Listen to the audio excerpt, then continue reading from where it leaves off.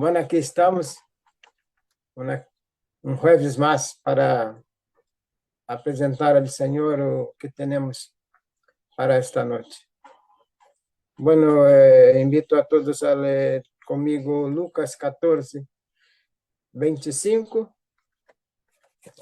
Evangelio de Lucas 14, 25, que nos dice: como grandes multitudes lo seguían, Jesús se volvió a ellos y les dijo: si alguno viene a mí y no renuncia a su padre y a su madre, ni a su mujer y sus hijos, ni a sus hermanos y hermanas, y ni siquiera a su propia vida, no puede ser mi discípulo.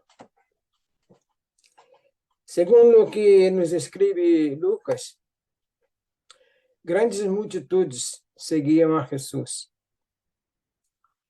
Pero seguramente que não sempre estavam a gente com ele. Seguiam, pero não estavam com ele. E a coisa não vai bem quando seguir a Jesus e não estar com ele, é muito distinto. A decisão de seguir a Jesus era momentânea, durava pouco tempo. O que planteia Jesus é que seguimos a ele cotidianamente, todos os dias, todas as horas, e não só por momentos. E é muito perigoso quando abandonamos o Senhor, nos olvidamos de Ele por nosso dia a dia, por nossos afazeres, nossos momentos de lazer, outras coisas mais, e nos olvidamos de Jesus. A expressão negar-se a si mesmo significa deixar su orgulho, deixar su yo, su placer, su mal hábito. A Deus devemos dar toda a honra. Para Ele são todas as coisas. Muita gente, sou eu que hago, sou eu que resolvo os meus problemas, e só eu e só eu. Olvida que Jesus é que resolve nossos problemas. A Deus seja toda a honra e a glória. Devemos dar a Ele toda a glória. O orgulho, a soberbia, a vezes chamado vanidade ou arrogância, se considera o pecado fundamental e a madre de todos os vícios. O primeiro pecado cometido foi um ato de soberbia por Satanás, que se negou a reconhecer Deus como seu Senhor. A ideia de Lucas, quando escreve, Jesus não é que queira que a família esteja em conflito. E a ideia é que mostremos o Evangelho à família. Hablamos de Jesus à família. E que aborreçamos a injustiça, a falta de amor e falta de misericórdia, que também se dão dentro de nosso núcleo familiar. Muitas das vezes passa isso em nossa família e nos olvidamos de Jesus. E Lucas nos adverte que devemos deixar essas coisas que nos impedem de estar em sua presença. Hablar de Ele, sim, hablar de Ele, mostrar seu amor à família, mostrar seu amor a seus filhos, mostrar seu amor a todos que estão à sua volta, mas nunca se olvidando que Jesus está em primeiro lugar em todas as coisas. E em nossas orações, aí, nos momentos de oração, nós orávamos por nossos companheiros de trabalho. E eu me acordava de um amigo em Brasília, quando eu trabalhava em uma empresa, e sempre invitava ele a ir à igreja. Sempre invitava e ele, domingo que vem vou. O próximo domingo vou. Ele sempre invitava ele, ele não se esquivava e não dava um motivo qualquer e não ia. Pero um domingo se animou e disse a ele: mira, eu vou invitar a ti uma vez mais e vou te dizer que em minha igreja vai haver uma festa. E queria invitar a ti para ir a esta festa. E ele se animou, não sei se foi pela palavra festa, se animou a ir à igreja. E combinamos a hora de nos encontrarmos e tudo isso. E ele foi realmente à igreja e quedamos ali e sentamos em um mesmo banco e tal. E na prédica do pastor e surgiu um efeito muito grande na vida deste amigo meu, chamado Maurílio. E, ao final, o pastor apelava para a gente que queria aceitar a Jesus, e algumas pessoas foram delante da igreja, e o pastor disse que haveria fiesta em los cielos quando um pecador se arrepentia. Por aquelas pessoas que estavam ali, havia festa em el cielo. E ele se acordou disso, depois me dizia ele, que sentiu esta alegria em seu coração, porque a festa que eu havia invitado a ele era esta, que em el cielo haveria uma festa por a certeza dele aceitar a Jesus. E ele se levantou e foi à frente e se sentiu muito alegre, muito contente, muito feliz. E a festa era essa, a alegria de receber em los braços de Jesus. E pensava eu, assim, ao início, quando orávamos por este amigo, e seguro que está na presença do Senhor ainda, aún sigue como obreiro de uma igreja ali em Brasil, e de vez em quando hablamos, e, bueno, me alegro muito porque foi desta forma que ele conheceu a Jesus. E também quero abrir um parênteses agora para passar uns dados sobre evangélicos em el mundo. Segundo pesquisas, há em el mundo cerca de 2.500 milhões de cristianos em el mundo. 2.500 milhões de cristianos. Estamos falando de igrejas católicas, igrejas protestantes, igreja ortodoxa e outras mais, incluso seitas. Isso é um movimento de cristianos em todo o mundo.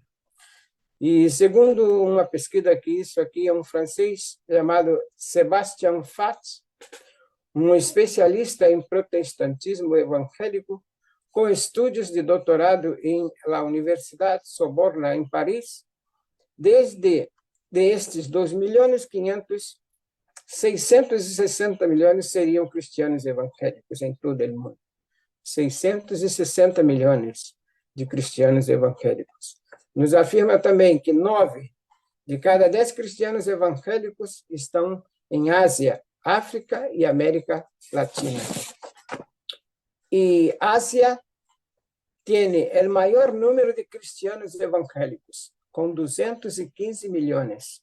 Isso em Ásia. Me chama a atenção que China, com 66 milhões de evangélicos. África está em segundo, com 185 milhões de evangélicos. Latinoamérica em terceiro, com 133 milhões de evangélicos. Só em Brasil temos 47 milhões. América do Norte, com 97 milhões de crentes evangélicos. Estados Unidos me chamou a atenção, com 93 milhões. Europa conta com 23 milhões de cristianos evangélicos. E, por último, Oceania conta com 7 milhões de evangélicos. E, segundo este pesquisador, Sébastien Fatz, francês, subraia que estas cifras são aproximadas, basadas em 25 documentos analisados que tratam de la revolução do cristianismo evangélico em el mundo. Em Espanha, se estima cerca de 1,5 milhão de pessoas que professam esta rama do cristianismo. E, aunque é difícil estimar o número exato de fieles, a Federação de Entidades Religiosas Evangélicas de Espanha, FERED, asegura que a abertura de novas congregações ha disparado em los últimos anos. Bueno, hice essa pesquisa quero saber o número de cristianos que tinham em todo o mundo, e evangélicos e cristianos há diferenças, porque evangélicos são aqueles que professam que Jesus morreu na cruz do Calvário para nos salvar. E há muitos que não são cristianos, mas não professam dessa forma.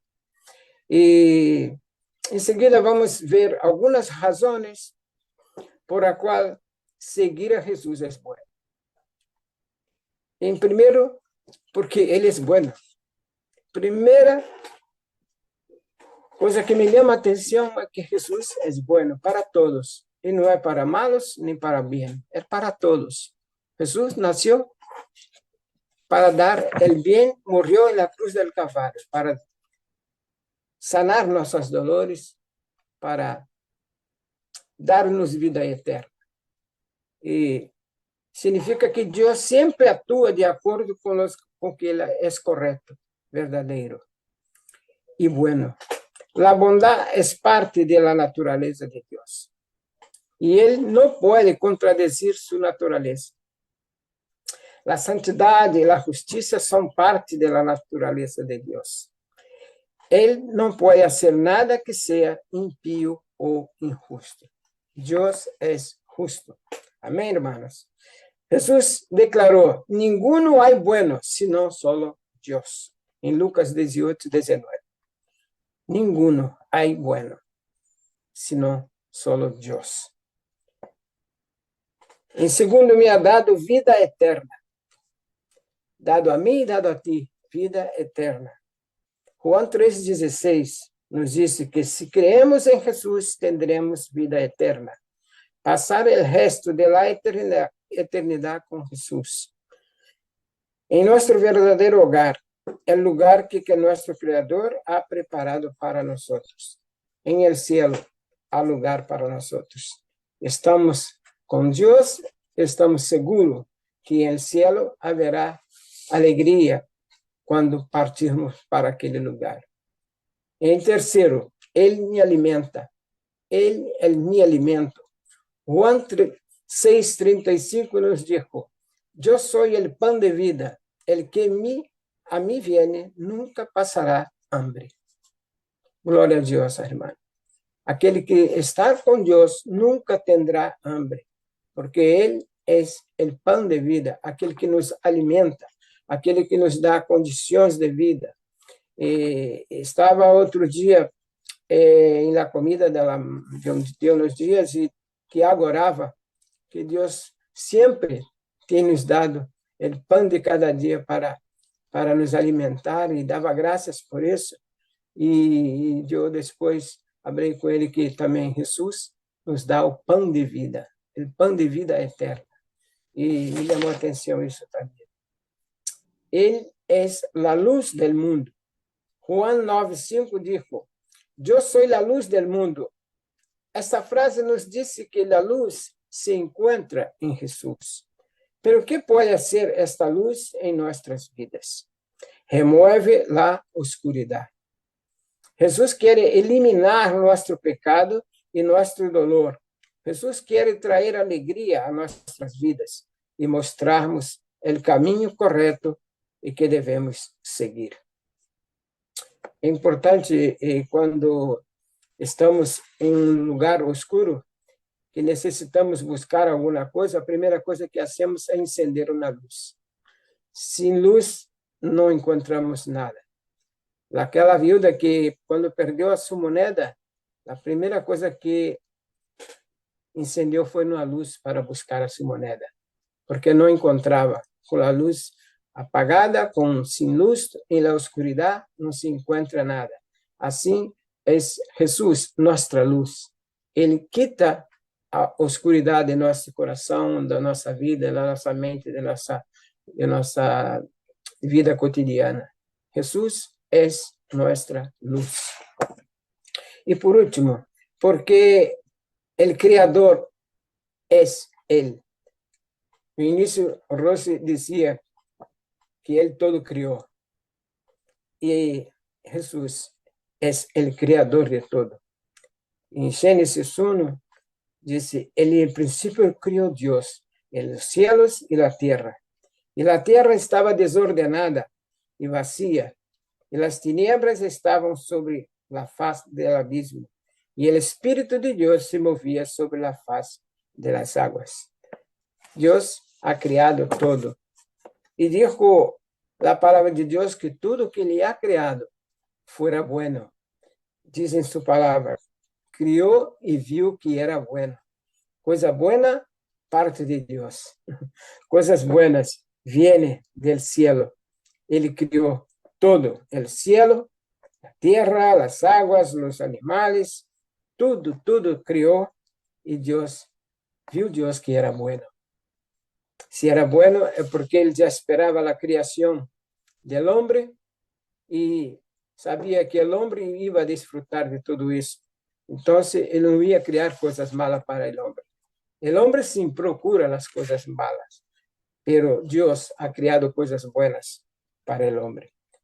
Y el sexto día creó el hombre a su imagen y su semejanza. Qué bueno que Dios ha creado a nosotros como imagen y semejanza suya. Y doy gloria a Dios por pertenecer a una iglesia. Doy gloria a Dios por ter mi vida salvada. Doy gloria a Dios por mis hermanos. Doy gloria a Dios por cada uno de nuestra iglesia, por aquellos que están buscando hacer nuevas iglesias, construyendo nuevas iglesias.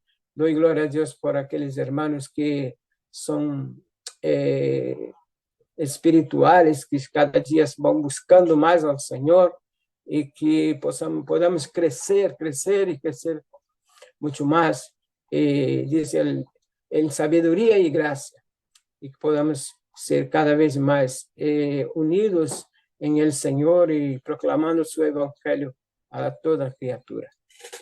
Amén.